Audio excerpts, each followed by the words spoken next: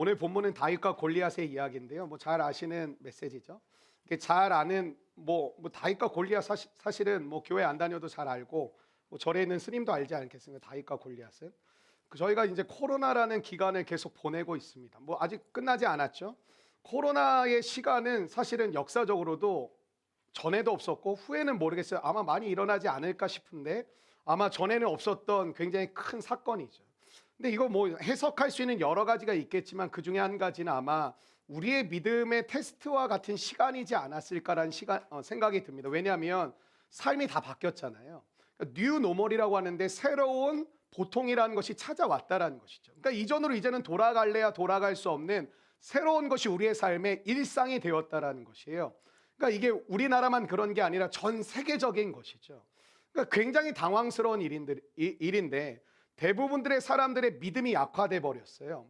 그래도 우리 교회는 그래도 좀 선방하고 있는 편이지 않을까 싶은데 뭐 선방하는 게 대단하다는 게 아니라 믿음이 다 약화되었고 이게 한 30% 정도는 규모가 있는 교회는 규모가 있거나 없거나 만개 교회가 문을 닫았거든요. 근데 한 30%, 40% 심한 교회는 50% 정도가 돌아오질 않았어요. 그러니까 이 현장 가운데 공동체 안으로 다시 돌아오지 않았다라는 것이죠.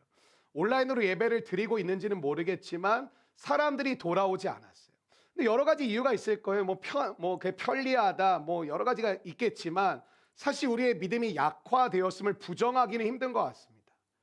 그리고 믿음이 아예 사라져 버리신 분들도 너무 많고 믿음으로 사는 것을 포기한 젊은 세대들, 장년들이 이곳저곳에서 너무 많이 쏟아져 나오고 있습니다. 그러니까 마지막 때라는 말을 되게 많이 우리가 하는데 마지막 때 좋아할 게 별로 없어요. 마지막 때의 특징 중 하나가 뭔지 아세요?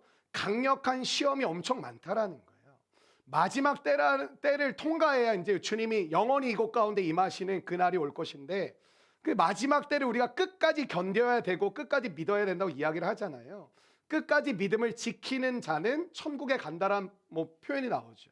근데 마지막 때에 끝까지 믿음을 지켜야 된다는 말은 뒤집어서 얘기하면 끝까지 믿음을 지키기가 쉽지 않을 거라는 거예요. 끝까지 믿음으로 살아낸다는 것이 그렇게 만만치 않을 거라는 것이죠. 그렇기 때문에 주님이 강조하시는 거거든요. 끝까지 믿음을 지키는 자는, 끝까지 믿음으로 살아내는 자는 이라고 단정짓는 이유가 무엇이냐면 그렇게 살기가 어려울 것이기 때문에 우리 가운데 끝까지 믿음으로 지키는 자는 이렇게 우리 가운데 단정지어서 말씀하시는 것입니다. 그만큼 강력한 시험이 많다라는 것이죠. 우리는 시험을 이길 뿐만 아니라 사명을 감당하는 믿음의 백성들 되시기를 축원합니다. 그러니까 이런 거에 오늘 본문 말씀은 너무 뻔하다기보다는 너무 잘 알고 계신 말씀인데 우리에게 이 코로나 같은 정말 강력한 시험이 계속해서 찾아오지 않을까 싶어요. 그렇다면 우리는 어떻게 믿음으로 살아낼 수 있을 것인가에 대한 해답을 사실 오늘 본문은 우리 가운데 가르쳐주고 있다고 생각을 합니다. 여러분 지상 대명령이라는 것이 이런 거죠. 너희는 가서 모든 민족에게 이게 뭐죠? 제자를 삼고 뭐라고요? 네. 보세요. 가르쳐 지키게 하라고 얘기하잖아요. 가르치는 게 쉬울까요? 지키는 게 쉬울까요? 가르치는 게 훨씬 쉬워요. 우리에게 뭐라고 얘기하죠? 가르쳐 지키게 하라는 거예요. 여러분 이 자리에 계신 분들 예배 드려야 된다라는 거, 하나님 바라봐야 된다라는 거, 주님께 나의 삶을 드리고 나의 모든 것이 주님께로부터 왔다라는 거 모르신 분 없습니다. 가르치면 다 알아요. 내가 하나님이 어떤 분이시고 내가 어떻게 살아가야 된다라는 것도 익히 알고 계십니다. 근데 뭐가 어렵죠? 지키는 게 어려운 거예요. 여러분 우리 교회 이 1월 달에만 새가족이 10명 넘게 왔습니다. 엄청나게 대단한 일들이 지금 벌어지고 있습니다. 사실 작년에 한 40분 정도 오셨거든요. 한 해 동안. 근데 1월 달 동안 10분이 넘게 새가족들 하나님이 보내주셨어요. 그리고 우린 뭐라고 얘기하냐면 부흥하고 있다고 얘기해요. 그 부흥 아닙니다. 사람들이 많아지는 것은 정확히 정의를 내리면 성장하고 있는 것입니다. 사람들이 많이 모인다, 많은 사람들 보내주신다, 하나님이 우리 공동체가 80명에서 100명, 100명에서 120명 많은 사람들이 모이기 시작한다면 사람들은 되게 좋아합니다. 하수입니다. 그러니까 하나님의 나라가 뭔지 모르는 사람들입니다. 되게 많이 모이면 뭔가 되게 대단한 것 같거든요. 그건 성장입니다. 물론 기뻐할 일이고 하나님의 은혜 가운데 우리가 있다라고 볼 수 있겠죠. 그러나 여러분 성장은 부흥이 아닙니다. 성장은 우리 가운데 많은 사람들이 모였다, 많은 사람들이 함께한다, 기쁘고 감사한 일이지만 그것이 성경에서 말하는 부흥이 아닙니다. 부흥은 무엇입니까? 한번 따라해 주시겠어요? 제자가 제자를 낳습니다. 여러분이 제자를 삼고 그 제자된 사람이 또 다른 제자를 삼는 것, 그게 부흥입니다. 여러분, 제자 삼는 거를 제가 다른 표현으로 하면 교회마다 그렇거든요. 그래서 우리 교회 감사한데 매해마다 이 교육자들, 목회자들은 아주 씨름을 해요. 한 해만 더 해주십시오. 제발 교사 좀 해주십시오. 제발 리더 좀 해주십시오. 제발 구역장 좀 해주시고 뭐 대정 좀 맡아주시고 뭐 좀 해달라고 간곡히 부탁하는 일들이 교회마다 엄청나게 많이 일어납니다. 그 마음에 다짐하거든요. 한 10월 달부터 나 내년에 절대 안 한다. 나 올해가 마지막이다. 근데 막 전사님, 목사님 전화해가지고 거의 울기 일보 직전으로 얘기하거든요. 집사님 아니면 안 됩니다. 권사님 아니면, 당신 아니면 안 됩니다. 거짓말이거든요. 당신 아니면 안 된다고. 어떻게 해서도 막 구슬려가지고 세워가는 거예요. 그런 리더들이 서다 보니까 뭐가 안 되냐면 각자 자기의 역할을 할 수 있을지 몰라요. 찬양팀, 안내팀, 예배팀, 우리도 팀들이 여러 가지가 있잖아요.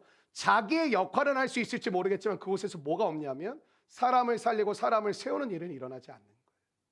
왜 그러냐면 제자 삼는 거는 애 키우는 거랑 똑같은 거거든요. 저는 아직 뭐 안 키워봤지만 애 키우는 거랑 똑같은 게 무슨 말이냐면 너무너무 힘들다라는 거예요. 그러니까 아이가 태어나가지고 산후조리원에 있을 때까지가 천국이래요. 그리고 그 아이가 내 집에 들어오는 순간부터 천국이겠죠. 네. 너무 힘든 거예요. 엄마가 위대하고 아빠가 위대한 게 뭐냐면 이런 거예요. 애가 막 배가 고파가지고 말을 못하니까 다 우는 걸로 하잖아요. 막 울면 막 그런 거, 엄마가 자다가 일어나 계시니까 잠잠할지어다. 말이 안 되잖아요. 예수님의 이름 명하노니 잠잠하라, 고요하라. 그러니까 엄마가 일어나고 아빠가 일어나가지고 아이에게 이유식을 주거나 뭐 젖을 물리거나 뭐 여러 가지를 하잖아요. 그러니까 여러분이 지금 이렇게 해가는 것들 가운데 오랫동안 섬겨가다 보면 내성이 생기는, 어떤 내성이 생기냐면 힘들어요. 근데 왜 힘드냐면 정확히 말하면 사람을 살리면서 리더를 하지 않는 거예요. 사람을 세워가며 리더를 하지 않습니다. 제자를 삼으면 찬양팀을 하고 제자를 삼으면 안내를 하고 제자를 삼으면서 교회 공동체의 팀원으로 역할을 해보는 게 아니라 그냥 그 자리에서 기능을 하는 거예요. 그러면 어쩌지? 힘든 거예요.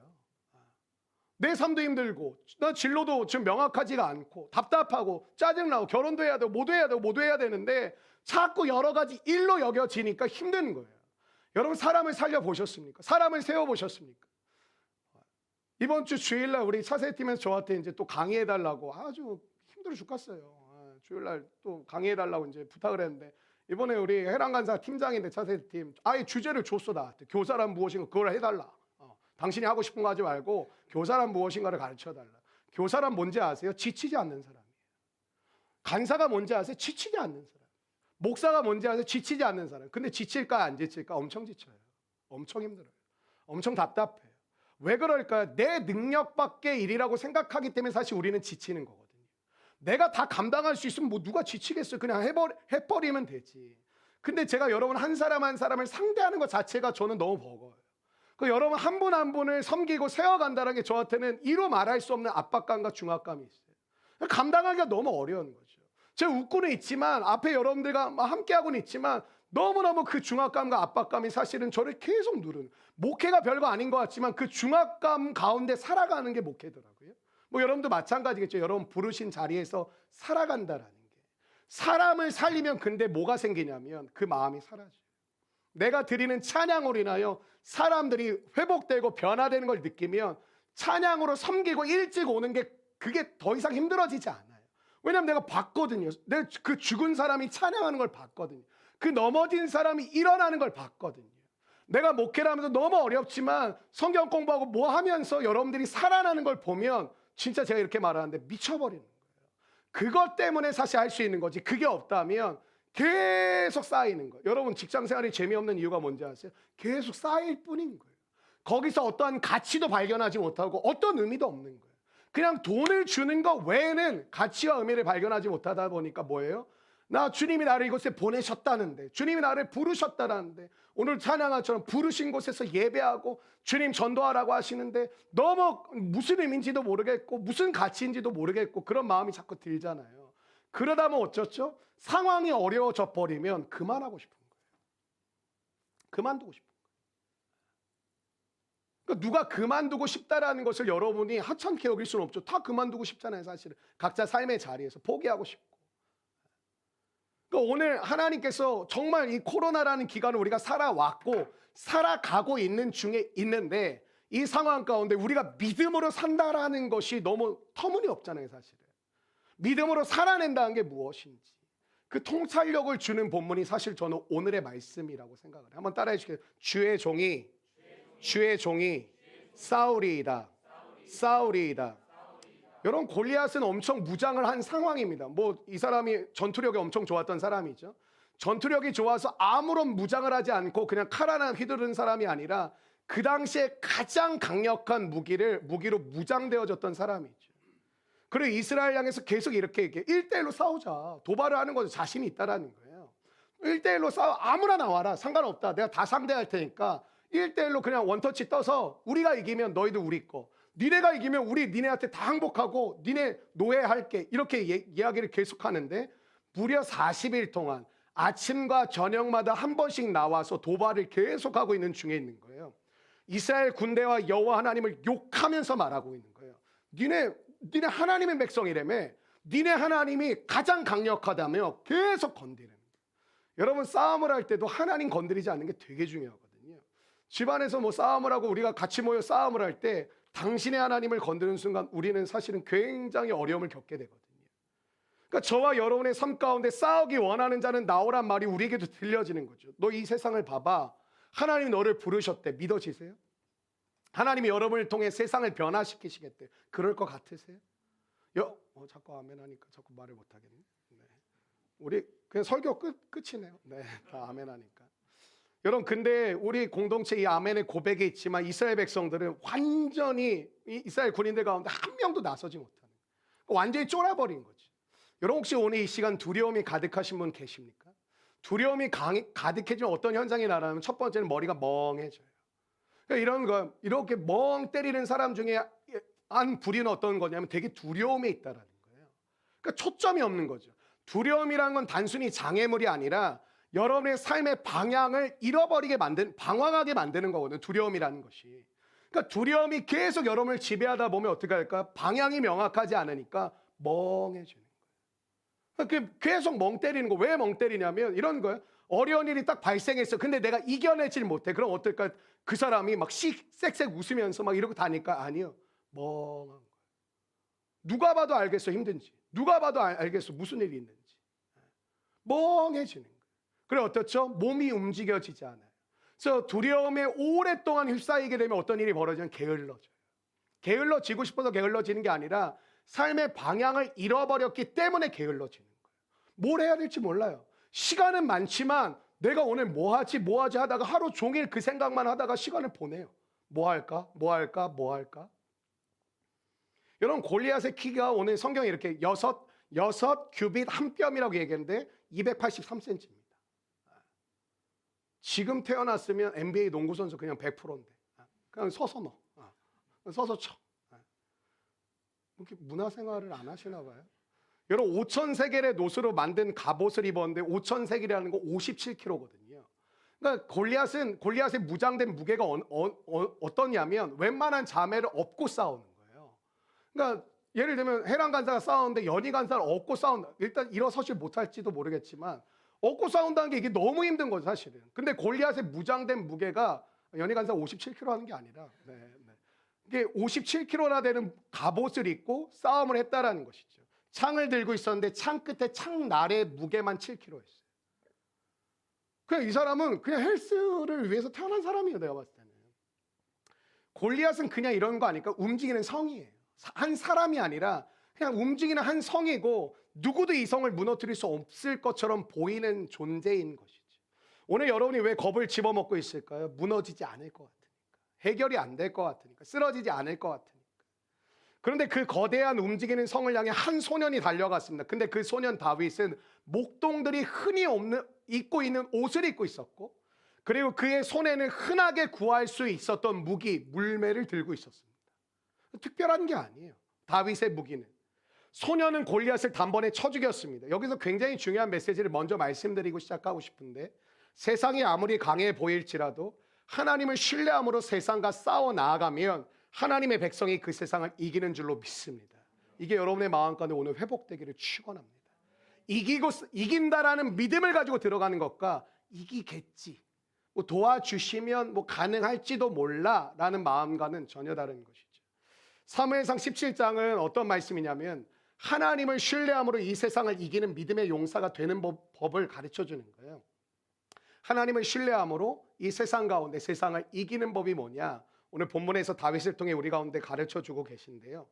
여러분, 다윗과 골리앗 같은 본문은 여러분들이, 저도 지금 성경 통독하고 있는데 통독하면서 저는 지금 오늘 열왕기 하까지 딱 마쳤어요. 통독을 하고 있는데 이제 내일부터 역대상 읽을 차례인데, 성경을 쭉 읽다 보면 여러분이 익숙한 본문 중에 하나가 다윗과 골리앗이죠. 근데 이런 게 있어요. 다윗과 골리앗이 나오면 의외로 저와 여러분은 꼼꼼히 읽지 않습니다. 잘 안다고 생각을 하거든요. 잘 안다고 생각을 하기 때문에 어떨까요? 그냥 이렇게 읽긴 읽지만 깊이 묵상이 잘 안 돼요. 그러니까 잘 알고 있다고 생각하는 것이죠. 저와 여러분이 성경을 읽을 때 성경에 있는 팁을 하나 드릴까요? 잘 아는 본문을 진지하고 꼼꼼하게 읽어볼 필요성이 있어요. 굉장히 사실은 제가 이게 선택한 오늘 본문이잖아요. 사실은 이거 자살행위예요. 여러분이 너무 잘 아는 본문을 가지고 설교하기가 어려워요. 왜냐하면 새로운 인사이트와 통찰력을 여러분들에게 드리는 게 제 목적은 아니지만 여러분들이 너무 뻔하게 생각할 가능성이 높거든요. 근데 그것을 새롭게 여러분의 삶 가운데 적용시키면서 말씀을 증거를 해보겠습니다. 네. 여러분, 사무엘상 17장은 다윗과 골리앗의 이야기인데 사실 다윗과 골리앗의 이야기는 사무엘상 16장 7절부터 시작이 되어집니다. 여러분 좀 그걸 아셨으면 좋겠어요. 사무엘상 16장 7절을 자막을 통해 한번 같이 읽어보실까요? 시작. 여호와께서 사무엘에게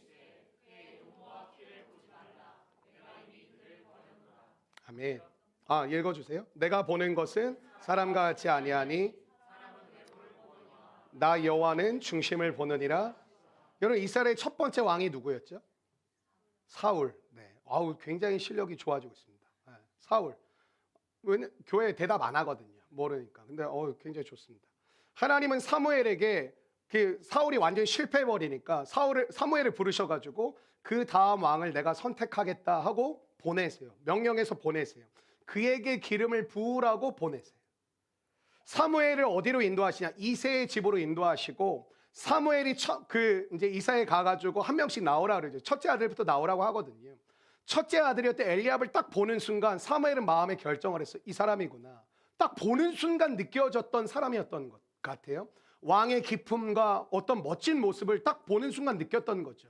하나님이 찾으시는 사람이 바로 이 사람이구나. 엘리압에게 기름을 부으려고 했습니다. 그때 하나님이 아니라고 하시면서 16장 7절에 하신 말씀이 뭐냐면 나 여호와는 중심을 보느니라, 이렇게 얘기해요. 한번 따라해 주세요. 나 여호와는 중심을 보느니라. 그럼 제가 그 청소년 집회를 이렇게 다녀본 적이 있었는데 청소년들이 하나님이 안 믿어지는 이유 중에 하나가 자기 얼굴을 보면 안 믿어진다라는 거예요. 하나님 나를 어떻게 이렇게 지원하냐는 거예요. 여러분 뭐 자신이 만만하신가 봐요. 네.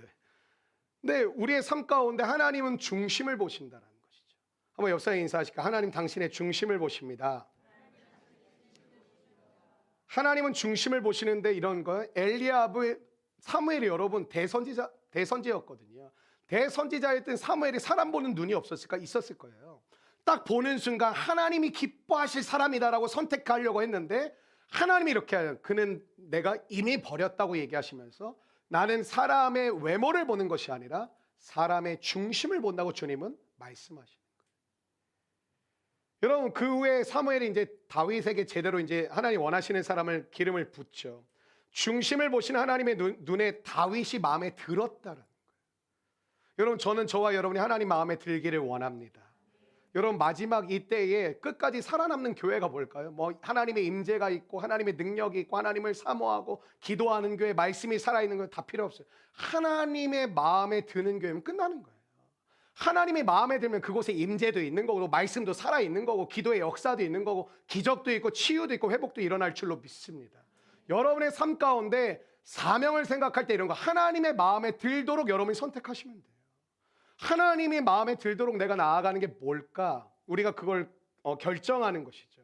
그럼 과연 하나님이 기뻐하시는 다윗의 보이지 않는 그 하나님이 기뻐하시고 마음에 든 중심이라는 게 뭘까? 세 가지로 오늘 정해서 함께 나누길 원하는데 첫 번째 하나님이 기뻐하셨던 다윗의 중심은 이런 거였어요. 거룩한 분노였어요. 거룩한 분노. 첫 번째 하나님이 보신 다윗의 중심은 다윗 안에 있던 거룩한 분노를 기뻐하셨습니다. 29절 말씀에 보시면 이래요. 다윗이 이르되 내가 무엇을 하였나이까 어찌 이유가 없으리까 하고, 그러니까 다윗이 이 전쟁터의 아버지가 뭐 성경에 나오는 첫 번째 배달의 민족이잖아요. 가서 도시락을 줘라. 궁금해요. 그 도시락이 뭐였을까 나는. 안 궁금하세요 여러분? 난 그 도시락의 내용물이 궁금하던데. 베지테리언이었을까, 고기였을까, 생선이었을까. 근데 어쨌든 이제 다윗에게 형들에게 전쟁하고 있으니까 가서 이 곡식들, 이 도시락 갖다 주고, 그러니까 아빠가 똑똑했어요. 그들의 상관에게 이걸 먹을 걸 갖다 줘서 잘 봐달라. 옛날부터 다 똑같았던 것 같아요. 다 잘 봐달라고 이렇게 좀 줘라 이제 했었던 거죠. 근데 전쟁터에 도착했는데 다윗이 막 돌아다니는 거를 큰형 엘리압이 딱 봤던 거예요. 여러분 그런 거 있잖아요. 사람이 아무리 많아도 가족은 눈에 보여요. 그런 거 있어요. 우리 여기 이제 군대 보신 엄마들은 아실 텐데 똑같이 생긴 완전 시꺼먼 머리 빡빡이 애들이 똑같이 서 있는데 자기 자식은 정확히 봐요. 그거 못 보면 엄마 아니에요. 근데 자기 아들이 어디 서 있는지 이게 보더라고. 나는 잘 모르겠는데 저기 있네요 그러는 거예요. 누구요? 어디요? 이렇게 하는데 엄마 그 가족들은 정확히 찝어내더라고요. 여러분들의 삶 가운데 그런 이 모습들이 우리 가운데 필요한데 뭐냐면 이런 거. 너가 돌봐야 될 양은 어떻게 하고 너 전쟁터에 구경을 왔냐? 너 장난하냐? 뭐 하는 거냐? 하고 형이 시비를 걸었어요. 근데 다윗이 이런 거예요. 아까 읽었던 29절이 이런 거예요. 어찌 이유가 없겠습니까? 개기는 거예요. 그 당시 형한테 개기는 건 사실 있을 수 없는 일이었거든요. 어찌 이유가 없겠습니까? 내가 이러는 이유가 있죠. 다윗이 왜 전쟁에 들어가지 않았을까? 다윗은 전쟁에 참전할 나이가 되지 않았어요. 그래서 전쟁에 가지 않았던 거였거든요. 전쟁에 참전한 형들에게 도시락을 전하러 왔을 뿐이죠. 그걸 배달하러 온 거예요.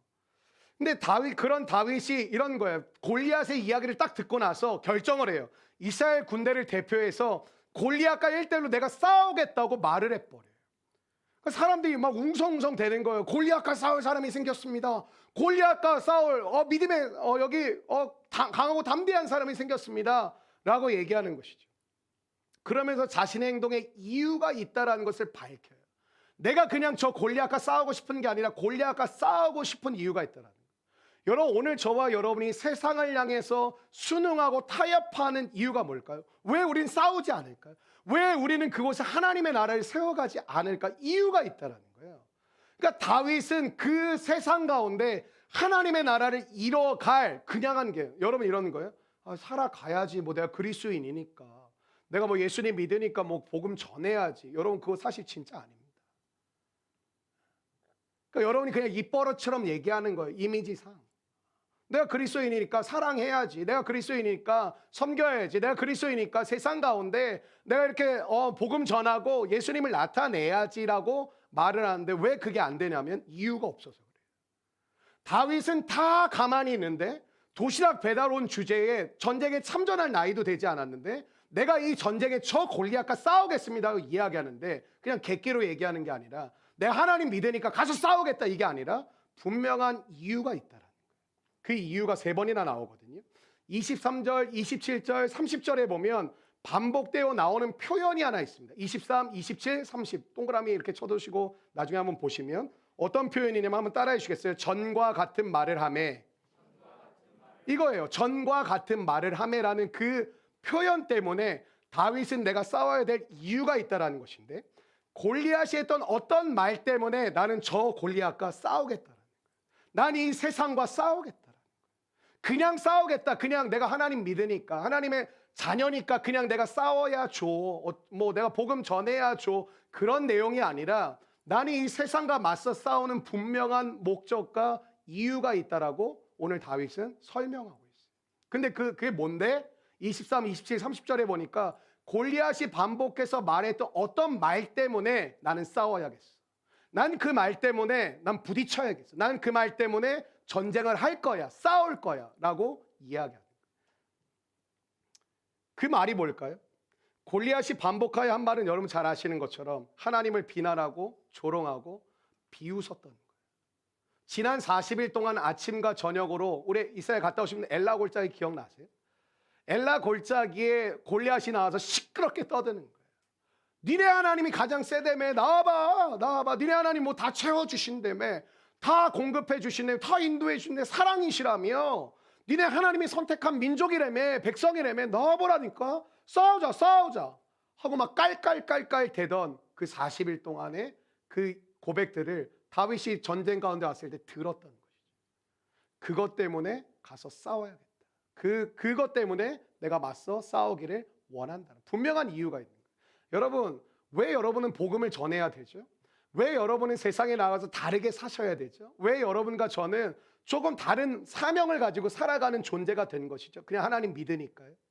그냥 하나님의 부르심을 받았으니까. 여러분, 명확한 이유가 있습니다. 그러니까 우린 잘 안 움직여지는 거예요. 맨날 얘기는 해요. 복음 전해야지, 전도해야지, 선교해야지, 세상을 섬기고 하나님 나를 통한 계획이 있으시지, 하나님 나를 통해 놀라운 뜻이 있으니까 나를 이곳에 보내셨을까. 힘들지만 좀 견뎌보자, 힘들지만 좀 버텨보자, 뭐 우리가 그러잖아요. 여러분, 소년 다윗은 하나님을 모욕하는 골리앗을 보았고 들었습니다. 그리고 고개를 돌려서 이스라엘 군대를 보았어요. 근데 어떻게 하고 있죠? 다윗의 눈에 비친 것은 이스라엘 모든 군사들과 군대들과 백성들이 다 두려워 떠는 것을 봤어요. 여러분, 우리가 믿음으로 살기 어려운 이유 중에 하나가 뭐냐면, 고개를 돌려보면 믿음으로 산다라고 말하는 사람들이 다 어떻게 하냐면, 오늘 본문의 백성들처럼 아무도 나서지 않습니다. 아무도 복음을 전하러 다니지 않습니다. 아무도 하나님을 높이며 살지 않습니다. 적당히 버무려서 적당히 내가 편한 길로 적당히 하나님을 믿는 이미지를 가지면서 적당히 내가 원하는 걸 포기하지 않고 그걸 이루면서 살기를 원하고 있습니다. 그러다 보니까 그냥 그렇게 살아가는 거예요. 그냥 서로 건들지 않는 거예요. 저처럼 메시지 전하는 사람들이 아마 우리 성도들한테는 불편할 거예요. 왜냐하면 다 교회가 어때면 건들지 않아요. 다 괜찮다고 얘기하고 다 좋다고 얘기하고 다 잘하고 계시다고 말하지, 여러분 가야 됩니다, 여러분 해야 됩니다라는 메시지가 되게 거북한 거. 왜냐하면 사실은 내가 그렇게 움직이지 않는데 다들 그냥 눈치 보면서 서로 괜찮다고 얘기해주고 서로 좋다라고 얘기해주는데 왜 잘못됐다고 얘기하냐, 그 말이 거슬리는 것이죠. 그러니까 우리는 서로 알아요. 서로 알면서 눈을 감아주고 서로 알면서 심기를 건드리지 않고 서로 알면서 내가 이 사람과 관계가 틀어질까 봐 말하지 않아요. 그러니까 이렇게 되는 거예요. 프레임이 뭔가 쓴소리면 저 사람이 잘못됐다고 하는 거예요. 듣지 않아요. 이 세대는 얘기했죠, 지난주에도. 들을 귀가 있어야 되거든요. 들을 자는 들어야 우리가 믿음으로 사는데 듣지 않는 거예요. 그냥 그 말의 톤이나 말의 억양이나 말의 내용을 차치하고 그 말을 딱 듣는 순간 그냥 내가 기분이 나쁘면 안 들어요. 너나 잘해. 그렇지? 여러분, 그곳에 있는 모든 사람은 골리앗이 하나님을 모욕하고 있다는 걸 알았잖아요. 40일 동안 아침전, 그 옛날 개역 한글에 조석으로 이렇게 아침 조자에 저녁 석자를 써가지고 조석으로 나와가지고 취하기들이 들었으니까. 근데 그 가운데 누구 하나 골리앗과 싸우려 하지 않는 어떤 분위기가 있을까요? 주님, 제가 기도합니다. 주님, 제가 여기 있사오니 죄를 보내십시오. 뭐 이런 분위기인 거죠. 네가 가, 네가 해. 그런데 어떤 분이요? 그냥 적당히 다들 우리가 준비돼야 돼. 아직 나는 뭘 해야 돼. 골리앗이 나쁜 건 알겠는데 문제는 뭐냐면 너무 강해 보이는 거예요. 오늘 우리의 문제가 뭘까요? 내가 어떤 게 우리의 문제인지는 알겠는데 그게 너무 강해 보이는 거예요. 그게 너무 어려워 보이는 것이죠. 그러니까 서로 눈치를 보는 거예요. 그것이 지난 40일 동안 이스라엘 군대가 했던 유일한 행동입니다. 서로 눈치를 봤던 거. 제가 늘 외쳤던 게 있거든요. 리더십들한테 누구 하나가 뛰쳐나가야 된다. 근데 서로 그냥 이렇게 보는 거예요. 저 사람이 한 만큼 나도 움직이고. 그래서 이게 선이 생기고, 어떤 공동체를 하다 보면 요 정도 움직이면 되겠구나. 요 정도, 여러분 직장생활도 마찬가지잖아요. 요 정도 내가 움직이고 요 정도 욕 안 먹게 하면은 딱 되겠구나. 그런 선들이 공동체마다 있거든요. 근데 누구 하나가 뛰쳐나가야 되거든요. 깃발을 들고 나가야 되거든요. 웨이메이커는 여러분 좋은 언어가 아니에요. 온갖 핍박과 온갖 욕설을 들으면서 뛰쳐나가겠다는 거예요. 여러분, 사도 바울이 웨이메이커인데 여러분 굉장히 교양 있고 굉장히 아름다우며 굉장히 멋지게 살았습니까? 아니요. 그의 인생은 진흙탕이었어요. 엄청난 핍박과 아픔과 고통과 욕설과 조롱과 핍박 가운데 감옥에 갇힌 가운데 살았거든요. 우리는 성경을 읽고 보아요. 근데 내가 감옥에 갇힌 건 싫어요. 내가 조롱을 당하는 건 원치 않아요. 하나님이 높아지는 건 원하지만 내가 낮아지는 건 싫어요. 어쩌면 우리는 말씀을 분리시켜서 읽지 않나, 분리시켜서 적용하지 않나 싶어요. 여러분, 여기서 중요한 게 하나 있습니다. 지금 다윗은 골리앗에게 화가 난 게 사실 아닙니다. 골리앗을 보고 세상을 보면서 어떻게 저렇게 말할 수 있나, 그것 때문에 사실 열받은 게 아니에요. 다윗이 화가 난 건 이스라엘 군사들과 백성들 때문이었어요. 세상 앞에 겁을 집어먹고 꼬리를 살랑살랑 내리고 있는 하나님 백성의 꼬락서니를 보고 화가 난 것이죠. 다윗은 참을 수가 없어요. 그걸 참을 수가 없었던 거예요. 여러분, 저는 성경을 좀 냉정하게 봐야 된다고 생각하거든요. 저는 다윗도 골리앗이 두려웠을 거라고 생각이 들어요. 그렇지 않겠어요? 아니, 앞에 나는 양대용만 서 있어도 무서운데 283cm가 서 있다고 생각하면 그거 뭐 내가 이렇게 해도 팔이 닿겠어요? 사다리 갖고 싸워야 돼요. 기다려, 잠깐. 올라가서 싸워야 돼. 저는 오늘 성경을 좀 냉정하게 읽어야 된다고. 믿음의 사람이니까 다 내가 이긴다. 저는 그렇지 않았을 거예요. 여러분, 믿음의 사람도 겁을 먹어요. 믿음의 사람도 두려워요. 믿음의 사람도 걱정이 찾아오고요. 믿음의 사람도 의심이 오고 믿음의 사람도 근심이 생깁니다. 그런데 여러분이 무엇을 선택하느냐, 그게 중요한 것이죠. 다윗도 골리앗이 전 두려웠을 거라고 생각이 들어요. 이 싸움이 자기에게 불리하다는 것쯤은 이게 아무리 어린 소년 다윗이지만 그거 몰랐겠습니까? 여러분, 다윗은 골리앗을 향해 가는 중에 돌멩이 5개, 시내에 매끄러운 돌 5개를 자기의 재고 주머니에 넣습니다. 여러분, 돌 5개, 하나님을 믿는 그 강력한 믿음을 가졌던 소년 다윗이 5개를 집었다는 건 제가 봤을 때는 이게 한 방으로 해결 안 된다는 걸 자기가 반증하지 않았을까? 그럼 목사님 10개, 20개 가져야죠. 여러분, 주머니가 한 5개 들어가면 꽉 찼겠죠. 그러니까 자기가 늘 수 있을 만큼 넣지 않았나 생각이 들어요. 그러니까 이런 거예요. 다윗 스스로도 골리앗을 내가 한 방에 쓰러뜨릴 거라고 기대하지 않았던 것 같아요. 믿지 않았던 것 같아요. 이거 5개를 집었겠죠. 이런 거, 막 이렇게 쫄지 않은 척하면서 가지만 하나, 둘, 셋, 넷, 다 빨리 던져야지. 뭐 이런 생각을 하지 않았을까? 여러분, 성경을 너무 동화처럼 보시면 안 돼요. 그럼에도 불구하고 다윗은 앞으로 나아갔어요. 왜 그랬습니까? 지금 저 골리앗의 입에서 나오는 하나님을 비방하는 말과 그 말을 들었음에도 자기 목숨 지키겠다고 가만히 꼼짝도 하지 않은 이스라엘의 비겁함 때문에 나는 견딜 수가 없다라는 거예요. 그래서 나는 나가겠다라는 거예요. 이유가 분명했어요. 여러분, 지금 다윗은 거룩한 분노 때문에 움직이는 것입니다. 저는 오늘 이 밤 저와 여러분에게 거룩한 분노가 회복되기를 축원합니다. 우리가 사는 이 시대는 어떻습니까? 오늘날 교회와 성도의 위상은 어떻습니까? 세상이 교회를 또 하나님을 어떻게 대하고 있습니까? 아니, 여러분, 안 믿는 친구들 여러분 어떻게 대하고, 안 믿는 가족들이 여러분을 어떻게 대하고 있습니까? 여러분, 우리는 이 모든 상황에서 무엇을 느껴야 할까요? 그냥 어려운 시대다, 힘든 시대다, 참 복음을 전하기가 참 만만치 않은 시대다, 이거 분석하라고 주님 그러실까요? 화내야 됩니다. 화가 나셔야 됩니다. 분노가 치밀어 올라야 됩니다. 우리는 분노해야 합니다. 그러나 우리의 분노는 세상을 향한 것이 사실 아닙니다. 하나님의 이름에 욕을 먹이고 있는 바로 나 자신을 보면서 화를 내셔야 됩니다. 예수를 주로 고백하는 내가 이 정도밖에 살아내지 못하는 것에 분노하셔야 됩니다. 여러분, 하나님을 사랑하십니까? 우리 하나님을 사랑한다는 말을 참 많이 하죠. 그런데 내가 사랑하는 하나님이 나 때문에 짓밟히고 있다는 걸 아십니까? 우리가 정말 하나님을 사랑한다면 가만히 있으면 안 됩니다.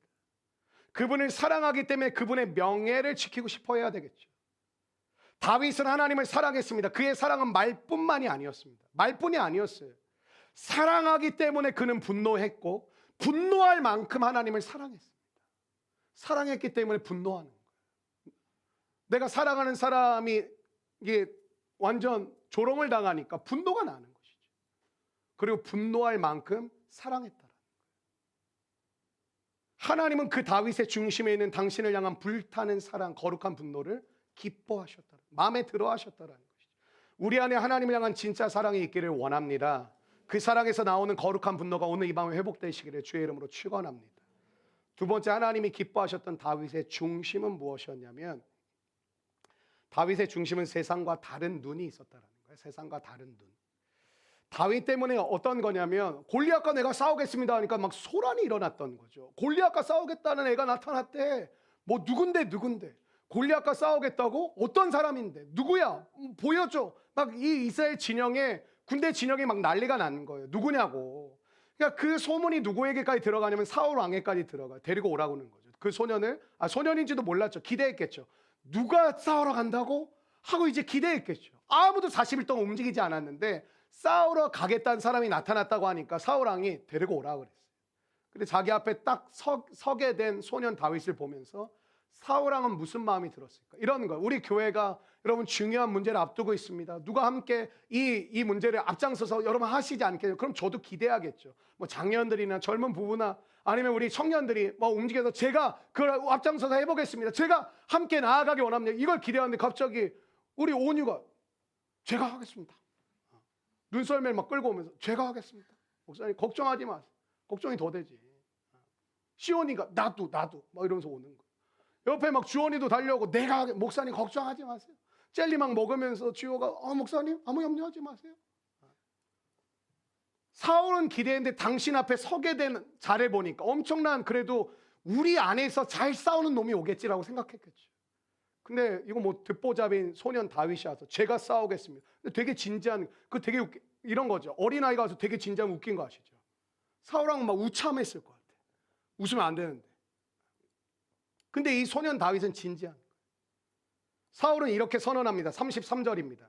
사울이 다윗에게 이르되 내가 가서 저 블레셋 사람과 싸울 수 없으리니 너는 소년이요 그는 어려서부터 용사입니다. 사울은 자기 기준으로 판단해 버렸습니다. 여러분 골리앗은 강력한 용사이고 다윗은 소년일 뿐이죠. 그건 뭐 팩트입니다. 뭐 사실이죠. 근데 사울이 소년 다윗을 평가를 하는데 물론 사람마다 자기 기준으로 평가를 하죠. 근데 이 전쟁에 나서겠다고 한 소년 다윗을 뭐로 보냐면 자기가 가지고 있는 기준으로 정확하게 보죠. 뭐죠? 눈에 보이는 외모였어요. 넌 소년이야. 깝치지 마. 너 여기 왜 왔어? 집에 빨리 가 임마. 어디 어른들 여기 있는데 여기 와가지고 꺼져. 이렇게 해도 시원찮을 판인데 눈에 보이는 외모를 보고 사울왕은 어땠어요? 또 낙심했겠죠. 나중에 골리앗도 자신을 향해 나오는 다윗이 어땠죠? 비웃어요. 보세요. 시선이라는 것이 무엇인가를 보고 판단하는 게 시선이거든요. 근데 이 시선이 지금 뭐예요? 하나님의 백성이라는 사울왕과 하나님을 모욕하는 골리앗의 시선이 어떻죠? 같아요. 이게 소름 돋는 거예요.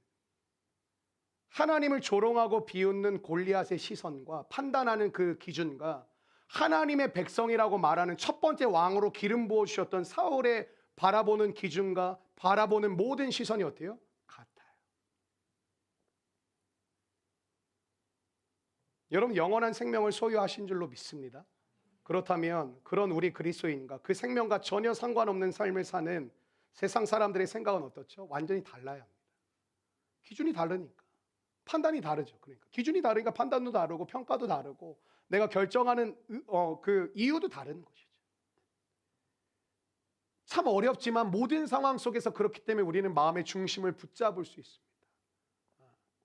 오늘도 내가 기준이 돼서 내가 바라보는 외모를 보면 우리 흔들릴 요소가 너무 많지만 하나님이 정말 주님이시고 지난 주일날 고백했던 건 하나님의 다스림을 받는 삶을 살아가는 가운데 내가 있다면 참 어렵고 힘든 순간순간이 밀려오고 참으로 내 마음이 요동치고 참으로 답답한 순간이 많고 여러 가지 예상 못한 일들이 벌어질 때가 많지만 그럼에도 불구하고 오늘 우리가 드렸던 고백처럼 모든 상황 속에서 주님을 찬양할 수 있음이 왜 가능하냐면 그 모든 상황 가운데 내 마음을 붙들어 주시는 하나님, 나의 시선. 예를 들면 이런 거죠. 뭐가 잘 되면 헤헤거리고 뭐가 안 되면 완전히 울상이고 하수 중에 하수예요. 그런 사람에게 사랑과 동역을 한다는 건 엄청 어려운 일입니다. 왜? 계속 널뛰니까. 좋았을 때는 한없이 날아가고 나쁘면 한없이 땅을 파고 들어가니까. 여러분 세계관과 가치관이 전혀 달라야 되지 않겠습니까? 세상 사람들은 이 땅에서 눈에 보이는 것이 전부입니다. 눈에 보이는 게 전부예요. 그러니 눈에 보이는 것들로 이 세상을 사는 게 마땅한 것이죠. 그들은 잘 판단하고 잘 계산하고 절대 손해보지 않는 길을 찾는 사람이 세상에선 지혜로운 사람이 맞습니다. 눈에 보이는 것만 보고 사니까. 그런데 여러분, 그리스도인은 그렇게 살 수 없는 줄로 믿습니다. 세상 사람들의 눈에 보이지 않는 다른 것이 보이기 때문에 저는 오늘 저와 여러분이 하나님을 믿는 믿음 때문에 보게 되시기를 축원합니다. 듣게 되시기를 축원합니다. 아멘이십니까? 아멘. 여러분과 저의 삶 가운데 이게 보이지 않고 이게 들리지 않으면 똑같은 거지. 그냥 눈에 보이는 걸 보면서 사는 거죠. 여러분, 이 세상과 다른 시선을 가지고 계십니까? 여러분 주변에 있는 예수님을 믿지 않는 자들과 다른 삶의 시선을 가지고 계시냐고요. 다윗은 골리앗의 외모에 주눅들지 않았습니다. 그러니까 갔겠죠. 다윗은 골리앗의 중심을 보았습니다. 근데 여러분, 골리앗은 사실 겁쟁이였어요. 이 말이 이해가 됐어요. 사실 골리앗은 오늘 같은 본문은 뜯어봐야 돼요. 아주 한 구절 한 구절 한 단어 한 단어를 뜯어보셔야 내용의 깊이를 느낄 수 있는데, 여러분 오늘 큰 소리치는 골리앗이 지금 어디에 있습니까? 첫 번째, 골리앗은 가장 강력한 무기로 무장한 상황이었어요. 근데 7절 말미에 보니까 이렇게 얘기해요. 방패든 자가 앞서 행하더라. 아니 나와봐 이렇게 떠드는 놈이 앞에 누구를 세우고 다니냐면 자기 앞에 방패를 드는 부하를 한 명은 꼭 세우고 가는 거예요. 더 특이한 표현이 나와요. 41절 말씀입니다. 41절 말씀 한번 같이 읽어보실까요? 41절입니다. 시작. 블레셋 사람이, 여러분 지금 도발할 때만 지금 이러는 게 아니에요. 도발할 때만 방패 든 사람을 앞에 두고 막 이렇게 하는 게 아니라 막상 전쟁이 시작되었음에도 불구하고 뭐냐면 다윗에게 오고 있는 골리앗이 혼자 오는 게 아니에요. 앞에 방패 든 부하를 한 명 심어놓고 그 뒤에 있는 거예요. 그냥 웃기죠. 뭐 안 가려질 텐데 내가 봤을 때는. 그 283인데 그보다 큰 사람이 누가 있겠어요. 마치 우리 교회 형제들이 영희 간사 뒤에 앞에 서는 거랑 비슷한 거죠. 영희 간사를 막아줄 수가 없습니다. 다윗의 눈에는 그 많은 보호구 뒤에 숨어있는 두려움에 떨고 있는 골리앗을 봤다라는, 그 중심을 봤다라는 거예요. 여러분 진짜 사나운 개를 보신 적 있으세요? 짖지 않아요. 동네 시끄럽게 다니는 반려견들, 걔네들이랑 짖지. 지가 무서워서 짖는 애들이 태반이거든. 진짜 사나운 개는 그냥 물어버립니다. 말이 많지 않아요. 설명이 많지 않아요. 그냥 행해버려요. 오늘 여러분의 삶 가운데 믿음의 확신이 왔다는 게 뭔지 아세요? 말이 줄어들어요. 행동이 많아져요. 근데 믿음이 없는 게 뭔지, 행동은 별로 없는데 말은 너무 많아요. 세상은 강해 보입니다. 여러분이 그 세상의 말을 듣지 않고 시키는 대로 하지 않으면 너 망하게 될 거라고 여러분을 위협하고 있습니다. 그러나 세상의 위협 앞에서 세상을 똑바로 보셔야 됩니다. 정확히 그 중심을 보실 줄 알아야 됩니다. 세상이 여러분 앞에서 센 척하는 이유가 뭘까요? 너 내가 죽여버릴 수 있다고. 너까지 건 아무것도 아니라고. 성도가 성도로 살지 못하게 저와 여러분의 마음을 두렵게 하는 이유가 뭘까요? 세상은 성도인 우리를 두려워하고 있습니다. 믿으시기를 바랍니다. 왜 그러냐? 눈에 보이는 것만 보고 살아가는 세상 사람들 가운데 영원이라는 것을 보면서 전혀 다른 결정을 하는 여러분이 두려워. 여러분이 거슬려요. 여러분이 짜증나요. 그냥 똑같이 눈에 보이는 걸 보고 같이 결정하고 같이 선택하고 같이 나아갔으면 좋겠는데, 전혀 다른 결정을 내리고 전혀 다른 선택을 내리는 여러분이 옆에 있는 것이 든든한 것이 아니라 짜증이 나요. 불편해요. 거슬려요. 없었으면 좋겠어요. 사실 그들도 여러분을 두려워하고 있어요. 근데 우리는 말이 쉽지가 않잖아요. 근데 그들은 말이 편하잖아요. 여러분 다윗의 눈은 하나님의 눈을 닮았습니다. 한번 따라해 주시죠. 다윗의 눈은 하나님의 눈을 닮았습니다. 하나님이 다윗의 중심을 보신 것처럼 다윗도 골리앗과 세상의 중심을 보는 눈을 닮았습니다. 가지고 있었습니다. 여러분 오늘 밤 중심을 보는 눈, 하나님을 닮은 시선을 회복하시기 위하여 주님께 부르짖게 되시기를 축원합니다. 주님을 닮은 눈으로 세상의 허세에 눌리지 말고 마땅히 우리가 가야 할 길을 갈 수 있게 해달라고 함께 구하는 복된 시간이 우리 가운데 일어나기를 원합니다. 우리 주님이 우리의 눈을 고쳐주시기를, 이전에 보지 못하던 것을 볼 수 있게 하실 줄로 믿습니다. 세 번째, 하나님이 기뻐하셨던 다윗의 중심 뭐냐면, 한번 따라해 주시겠어요? 하나님을 아는 지식.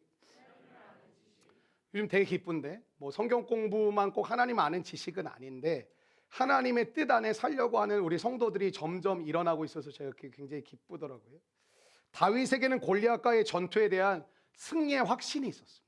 이런 거요. 상대가 되지 않는 전쟁에 자기가 자원해서 스스로 나가는데 자기가 승리할 거라는 확신을 가지고 들어가요. 오늘 저와 여러분이 삶을 살아가는데 여러분은 승리의 확신이 있으세요? 패배의 확신이 있으세요? 아니면 모르겠다 아리까리 하세요? 다윗은 오늘 전쟁에 들어가면서 분명한 승리의 확신을 가지고 들어가는데 그냥 이런 게 아니에요. 믿음으로 하면 하나님이 도와주셔.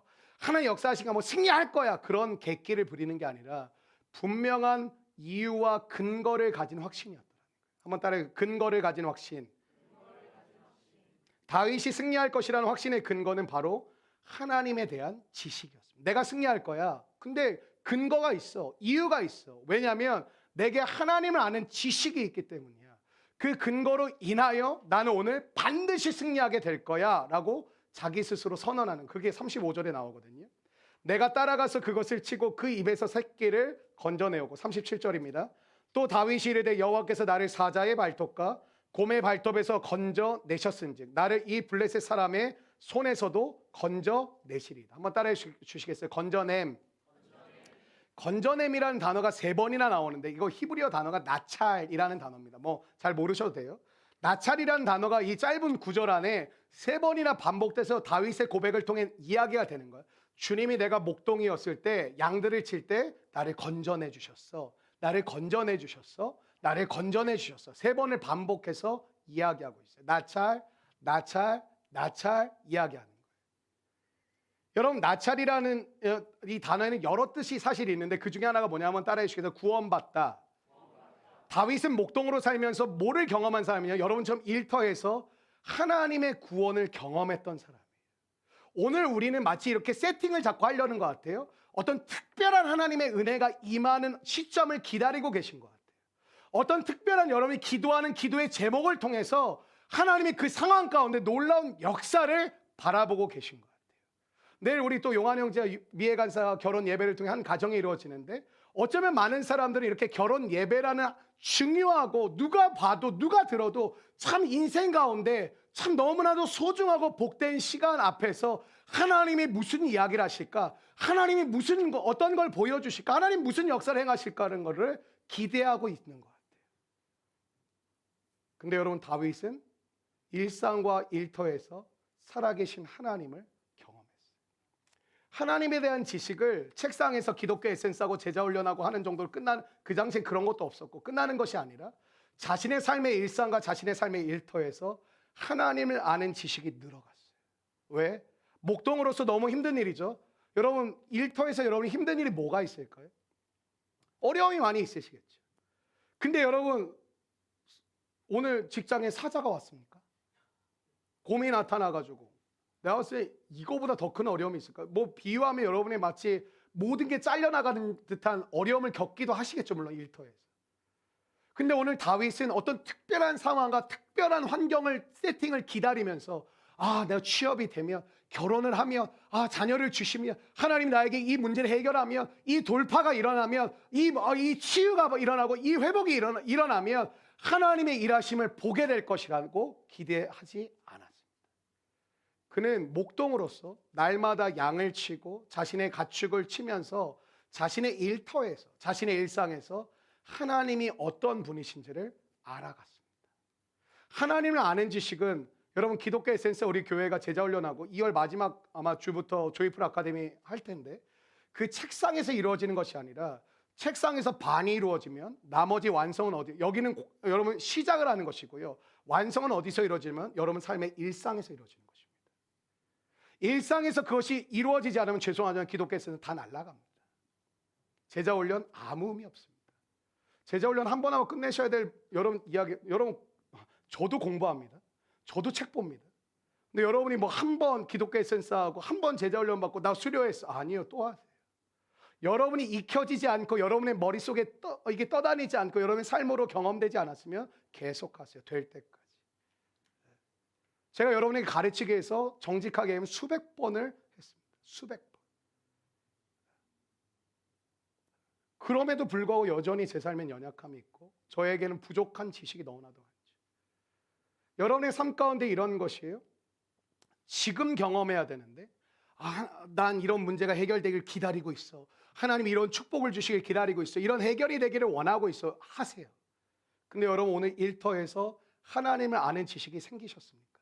아니, 지난 몇 년 동안 직장을 다니고 지난 몇 개월과 지난 1년 동안 여러분이 직장 생활을 하시고 사업을 하시고 여러 가지 가정에서 일을 하시면서 하나님을 아는 지식이 생겨나고 계십니까?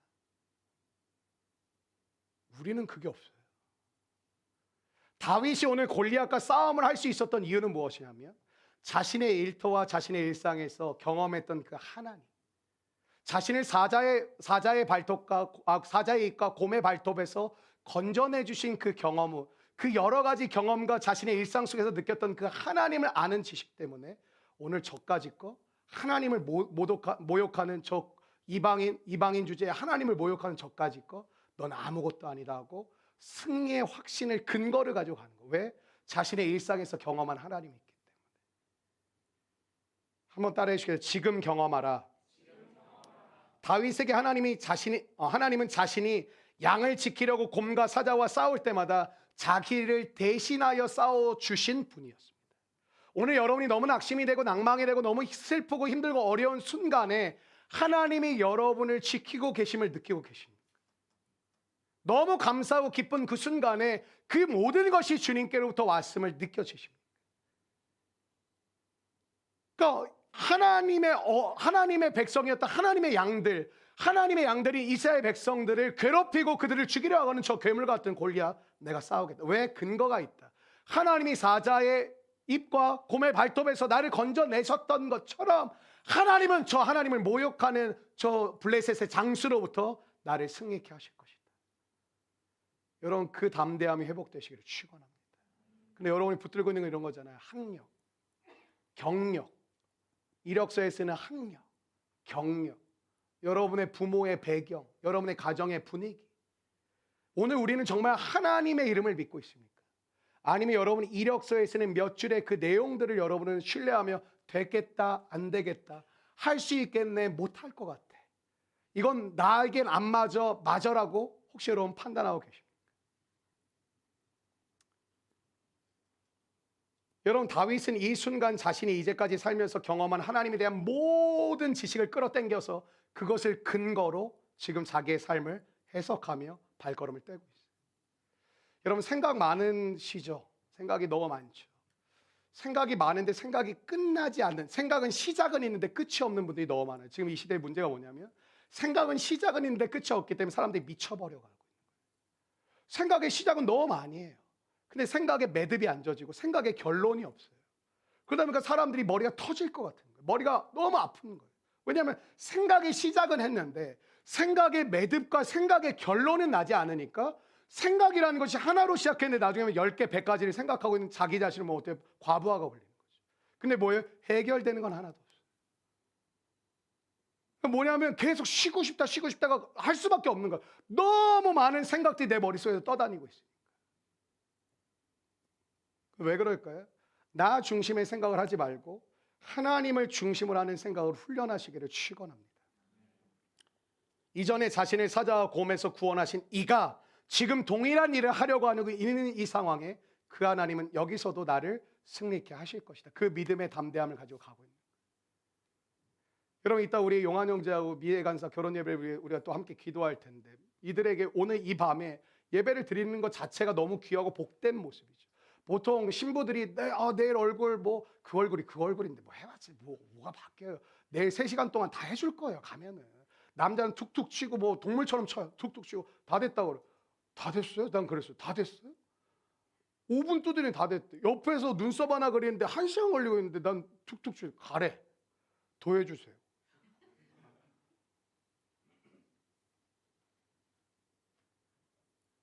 대부분 그렇잖아요. 오늘 빨리 그냥 뭐 팩 같은 거 하고 관리받고 마지막으로 관리받고 일찍 자서 내일 뭐 하라고. 근데 두 사람이 오늘 예배 드림으로 주 앞에 나아가는 복된 모습이 있죠.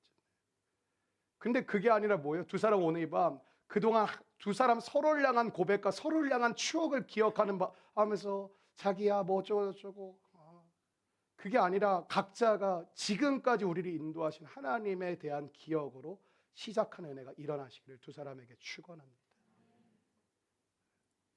이런 믿음의 결혼은 다른 게 아니에요. 기독교인이라고 만나면 그게 되는 게 아니에요. 여러분, 다윗이 싸움을 잘하는 사람이어서 이긴 것이 아닙니다. 물매가 치명적인 무기, 여러분 흔한 무기였습니다. 이게 뭐 새총 같은 건데 여기 돌 넣어가지고 이렇게 돌려가지고 이렇게 던지는 거였거든요.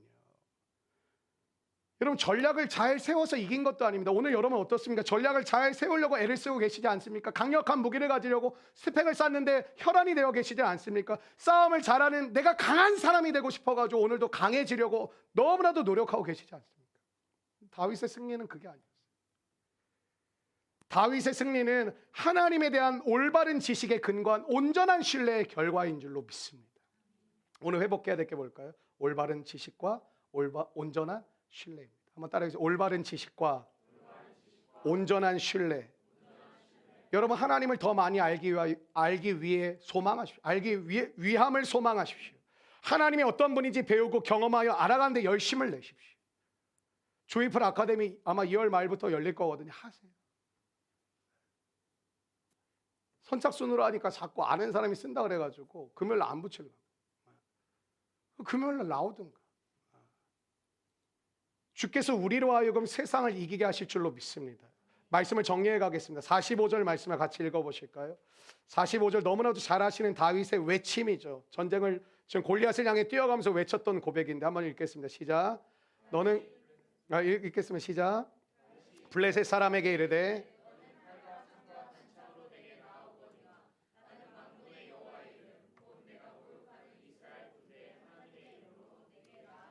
다윗은 왜 하나님의 이름을 외쳤던 것일까요? 예수님의 이름, 하나님의 이름, 이걸 왜 외쳤던 것일까요?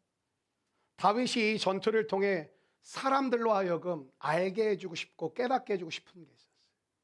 여러분, 이게 여러분의 사명이니까 한번 잘 들어보시겠어요?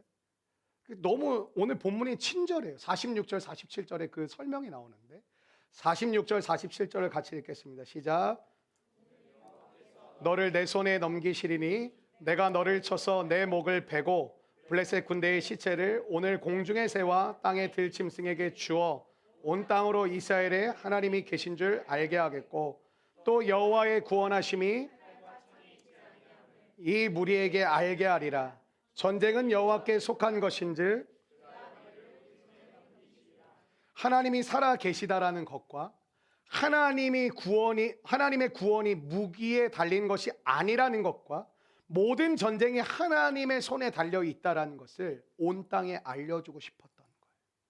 돈이 전부이고 성공이 전부이고 사람이 전부이고 개인의 능력이 전부인 이 세상 가운데 여러분이 다윗과 같은 사명자가 뭘까요? 하나님이 전부가 되심을 온 땅에 드러내는 것, 그게 사명인 줄로 믿습니다.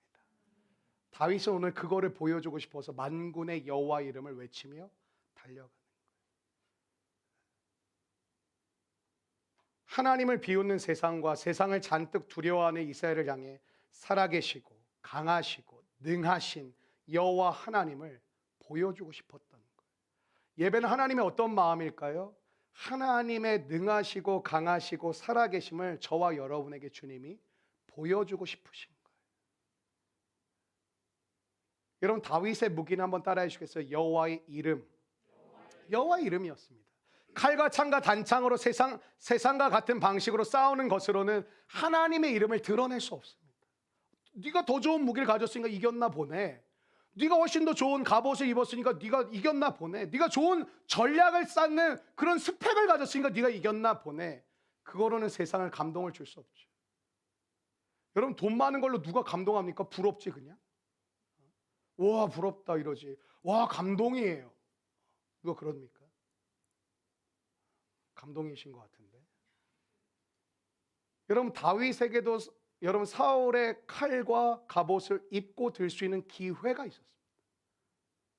그냥 다윗이 나는 목동으로서 그 무기가 없어서 우리는 없는 자들이니까 그런 거 필요 없어 그랬던 사람이 아니라는 거예요.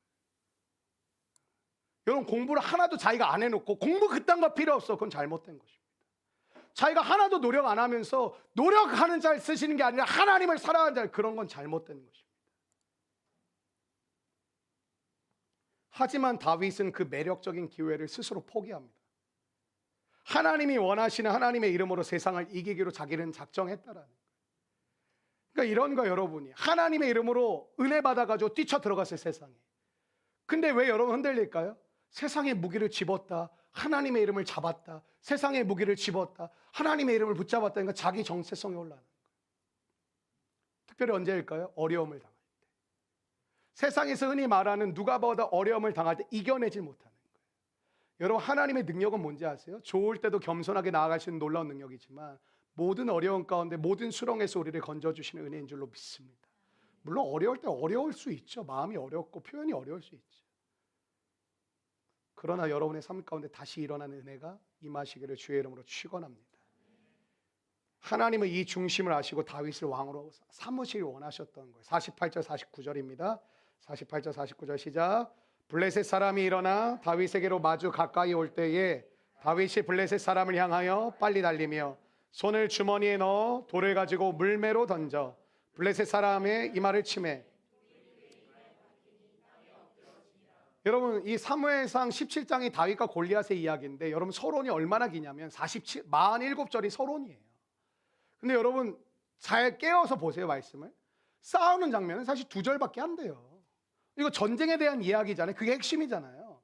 근데 어떤 마음이 있다, 어떤 과정이 있다, 이거 보여주는데 47절을 소모하는데 정작 싸우는 내용은 2절밖에 안 나와요. 48절 49절 2절밖에 없어요. 여러분, 골리앗은 창 한 번, 칼 한 번 휘두르지 못하고 그냥 죽어버립니다. 잘 웃었어. 웃어야 돼 이거. 지금 웃어야 되는데 안 웃어서 내가 지금 당황했는데 진우가 잘 웃어줬는데 다윗도 이렇게 쉽게 이기리라 생각하지 못할 만큼 전투는 그냥 쉽고 빨리 끝나버린 거죠. 그 2절에 끝나요. 던졌다, 맞았다, 쓰러졌다, 죽었다. 47절 만군의 여호와 이름 뭐 어쩌고 막 이러다가 끝. 여러분, 영적 전쟁이라는 걸 해보셨어요? 과정은 너무나도 이게 지루하거든요. 근데 그 과정이 뭔지 아세요? 여러분이 하나님만 믿기로 결정하는 과정이 그렇게 지루하더라고요. 믿었다 안 믿었다, 이것도 붙잡고 저것도 붙잡고, 요거 안 되면 요거 하다가 요거 안 되면 요거 해야지, 그렇게 생각하는 여러분을 하나님만 바라보고 하나님만 의지하면 하나님만 신뢰하는 그 믿음으로 세워가는데 47절이 걸려요. 근데 여러분 믿음으로 살아보셨어요? 막상 가서 살아보면 이게 굉장히 금방금방 끝나는 일들이 되게 많아요. 공감이 안 되시는 것 같은데. 어떻게 이럴 수 있을까요? 이것은 다윗과 골리앗이 싸운 게 아니라 전능하신 하나님이 골리앗을 그냥 친 거죠. 다윗과 골리앗의 전쟁이 아니에요. 그냥 전능하신 하나님이 골리앗을 친 거예요. 2절이면 끝나는 거죠. 2절도 아까워 내가 봤을 때. 한 절로 바꾸자고 운동을 해야 돼. 한 절로 바꿉시다. 여러분 앞에 넘지 못할 산이 있습니까? 건너지 못할 바다가 보이나요? 거대한 요새가 있어요? 이길 수 없는 거인이 서 있나요? 두려움으로 성도의 싸움을 포기하고 있지는 않은가요? 고작 몇몇 어려움 때문에. 그런데 여러분, 우리 하나님이 보시기에도 세상의 공격이 되게 우리가 보이는 것처럼 거대하고 강력해 보일까요? 아닙니다. 여러분, 하나님이 골리앗을 어떻게, 너무 귀여운 거예요, 골리앗이. 무슨 말인지 모르겠어요? 우린 너무 두려움의 대상이지만 하나님 두렵겠냐고요. 하나님 봤을 땐 퀴즈예요. 블레셋 퀴즈.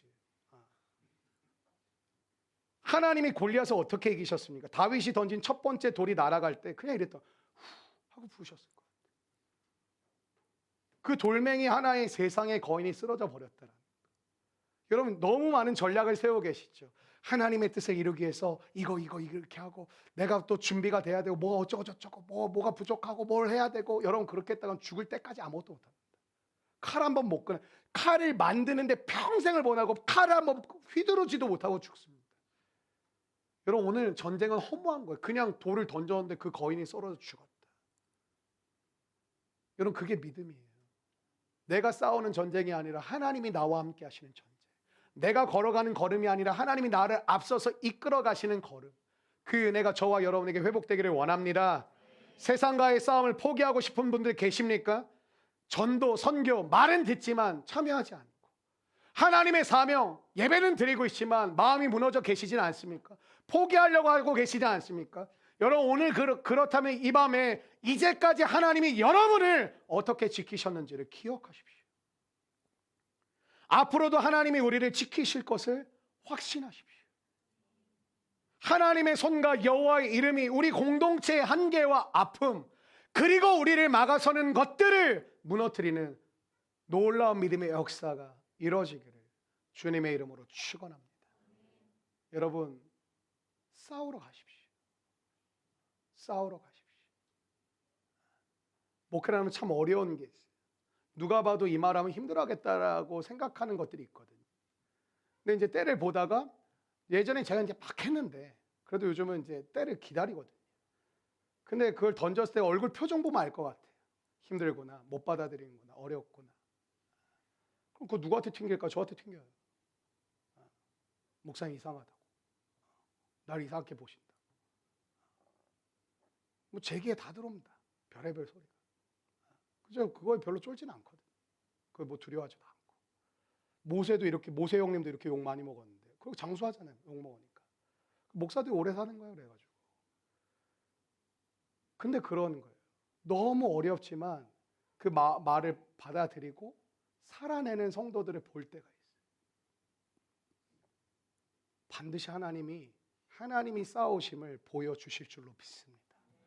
여러분, 우리는 계속 왜 안 되냐면 내 싸움인 거예요. 다 내 싸움인 거예요. 내 싸움. 내 전쟁. 내가 잘해야 되고, 내가 뭐 해야 되고, 내가 뭘 갖춰야 되고, 내가 뭐가 필요하고, 뭐가 돼야 되고.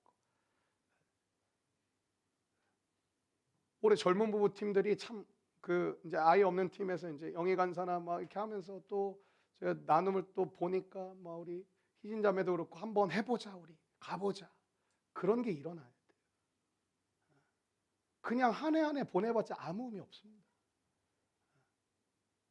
우리 한번 살아보자, 나아가보자, 일어나 보자. 간사들 왜 힘들겠어? 팀 모이면 얼굴 표정 봐봐. 하고 싶냐고, 솔직히. 말씀 나누자 그러면 맨날 딴 얘기, 막 누가 꼭 딴 얘기로 끌고 가죠. 또 간사가 끌고 가는 팀들도 있고, 자기가 자신이 없습니다. 왜냐하면 저는 제가 이래야 딱 쓰잖아요. 여러분과 기싸움을 해요. 모르시죠? 여러분의 눈빛과 표정이 오늘 받아들일 건가 받아들이지 않을 건가를 얘기하고 있거든요. 공동체의 분위기는 굉장히 중요해요. 여러분, 이게 눌린다라는 게 안 믿는 존재들과만 하는 게 아니에요. 하나님의 말씀을 들고 어쨌든 저를 이곳에 세우시잖아요. 그럼 저는 그 말씀을 여러분한테 배달을 해드려야 되거든요.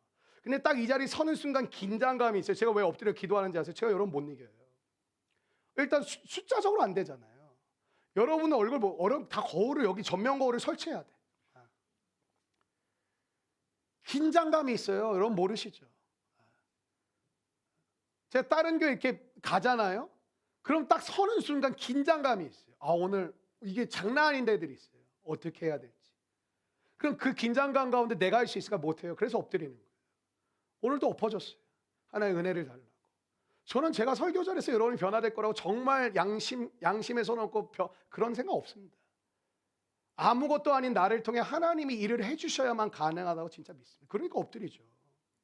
그러니까 기도하죠.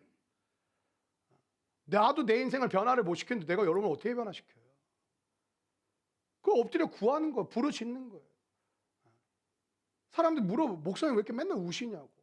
우는 이유가 여러 가지. 짜증나서도 눈물이 나고요. 은혜 받아도 눈물이 나고, 속상해서도 눈물이 나고, 여러 가지로 눈물이 나요. 근데 하나님의 은혜가 뭔지 아세요? 여러분 포기하지 않는 거예요. 이 긴장되는 싸움 가운데 저도 여러분 포기하고 싶은, 목회하면서 그런 거, 포기하고 싶다 그러면 포기하고 싶은 마음이 찾아오는 거예요. 왜? 받아들이기가 너무 어려운 거예요. 소화해내기가 너무, 나도 내가 힘든데, 나도 내 삶이 어려운데, 나도 내 삶에 문제가 너무 많은데, 근데 힘을 얻는 게 두 가지예요. 하나님으로부터 힘을 얻고, 또 하나는 이 마음을 공감할 수 있는 동역자들과 함께 힘을 모을 때, 그때 저는 살아난다고 생각해요. 다는 아니에요, 사실은. 근데 그 마음이 공감되는 사람들이 있어요. 어떤 사람들이냐? 내가 봐도 그 사람도 힘들어 보여. 근데 이러는 거야. 목사님 가시죠. 그건 내가 할 말인데 자꾸 네가 하냐? 목사님 한 번 더 해보렵니다. 한번 부흥해서 그 세대가 되기를 원합니다. 내가 볼 때 많은 성도 리더들이 되게 부담감을 느껴. 뭐냐면 사람들이 많이 끌어내야 좋은 사람이면 그건 성장이라니까요. 제가 누누이 설명해 줬거든요. 간사들한테 당신 같은 사람이 1년에 한 명씩은 나와야 정상이다. 왜 제자를 삼는데 한 명도 안 나오는 건 이상한 거거든요. 몇 년이 지났는데. 우리 교회가 그랬어요. 성장은 엄청 됐었어요. 13명, 15명 시작했는데 120명, 110몇 명까지 갔는데 그것도 너무 단시간.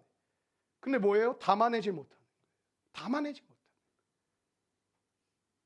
근데 다 선생이야. 얘기하는 거 들어보면 뭐 다 권면하고 다 뭐 얘기하고 뭐 하고 그걸로 사람 안 바뀌어요. 아까 그랬죠. 아이를 키우는 거랑 똑같다니까요. 여러분은 여러분이 전혀 그렇지 않다고 생각하죠. 그래요. 옆에서 기다려줘야 되고 인내해야 되고 뻘짓하고 뭐해도 그냥 받아줘야 되고 웃어줘야 되고 또 끌어안고 기도해줘야 되고 축복하고 또 잘못하면 쓴소리하는데 기분 나빠요. 또 소화하고 나도 힘들지. 기분 나빠하면 나도 소화를 해야 되고 그 수없이 많은 과정 가운데 가는 거거든요. 그래서 제자 삼는 게 생각보다 왜 애 키우는 거랑 똑같은 거예요. 육아하는 거랑 똑같은 거예요. 나이는 20대 30대인데 영적으로 하는 짓은 완전 애야.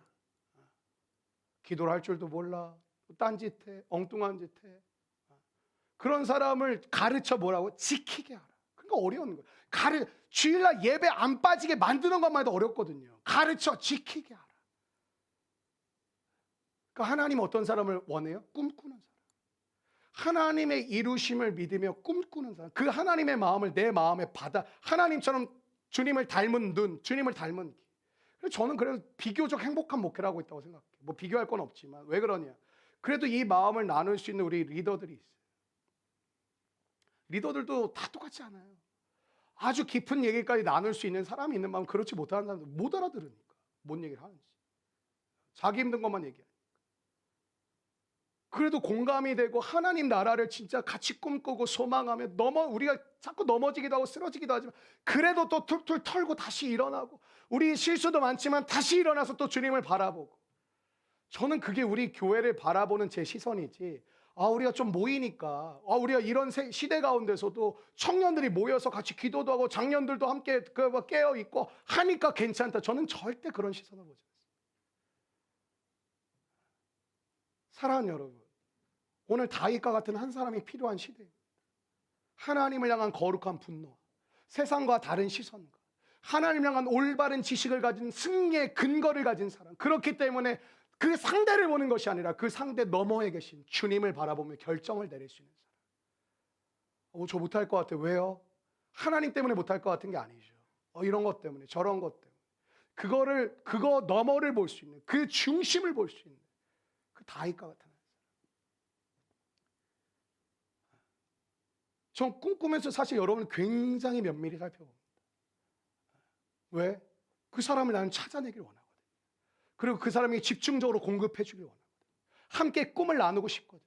함께 달려가길 원하거든요. 계속 저는 사실 목양위원이어서 더 이렇게 할 거야. 절대 그렇지 않습니다. 성도면 제가 관심 받길 절대 그렇지 않습니다. 성도들의 예배드린 모습과 함께 나아가는 모습과 삶의 모습들이 계속해요. 그래서 제가 신방을 열심히 하는 이유 중에 하나가 뭐냐면 여러분의 삶을 알려고 사실 신방하는 거예요. 여러분 감시하려고 만나는 게 아니라 삶의 이야기를 듣고 내용을 보면서 계속 제가 옛날 말로 많이 속아가지고 계속 점검하거든요. 뭐 어디 출신이다 뭐 해봤다 안 믿어요. 지금 오늘의 삶으로 그 삶을 살아가고 있는지 계속 확인하고 그 사람이 듣다. 사실 제가 이게 이러지 당첨 내가 너 쏟아내 그렇게 얘기 안 해요. 근데 그 사람도 몰라요. 제가 쏟아 부어요. 말의 내용이 달라요. 근데 느끼는 게 있어요. 소화해요. 받아내요. 결국 이거거든요. 나도 힘든데. 나도 어려운데. 이렇게 끝나면 뭐 안 되는 거죠. 근데 그걸 넘어서기 시작한 사람이 있다니까요. 사랑하는 여러분, 주님 앞에 서시기를 축원합니다. 다윗과 같은 이 한 사람. 이 정말 절체절명의 위기와 어려움에 뛰어들 수 있는 한 사람. 근데 그 근거가 뭐라고요? 하나님을 향한 기억. 하나님 때문에 달려갈 수 있는 그 은혜. 그런 은혜가 우리 모두에게 임하기를 주의 이름으로 축원합니다.